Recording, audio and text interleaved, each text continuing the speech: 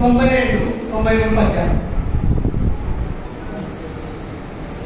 తేనె పూసిన కత్తి తెల్లుగావలె గాని అది ఏమి చిత్రమో వచ్చి వచ్చు. మేవి పండుకు మెరుపు 3 నాళ్ళే గని నూరేళ్ల వరమట్ల మోరనెత్తు. మిరపరంగును చూసి మెరుపంటు భ్రమలేలా గాంచబల సిందందు ఘాటు కాని ఎక్కు పెట్టిన కన్ను ఎటు పేలును నెప్ప యవ్వాని తరమును ఎట్టువోపు. హద్దు పద్దులు లేకుండా దిగపోతే ప్రజల నిలదీతులొకనాడు పట్టి కుదిపి అన్ని గుంపులు అతిథినున్నగాని పాఠములు చెప్పునొకసారి ప్రకృతి కూడా.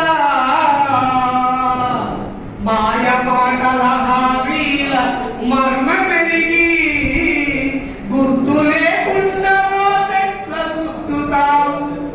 ఓరి ఎంకన్న దోస్తుగా ఒర్రువోదు ఒక్క మాటన్న వినవాగా ఇక్కడోడా.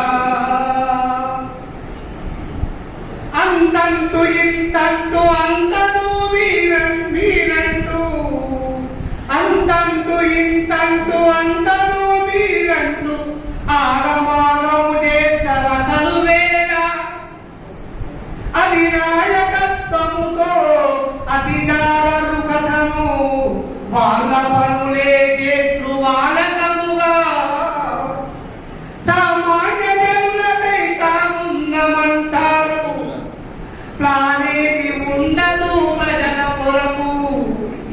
ఆశీస్సులుండుటే అర్హతలు పాటిన గుంపులన్నింటిలో సొంపు ఇదియే. వేదికల మీద చర్చ పెళ్లి గాని లోపలంతల పెద్దోళ్ళ ధూపవలనే.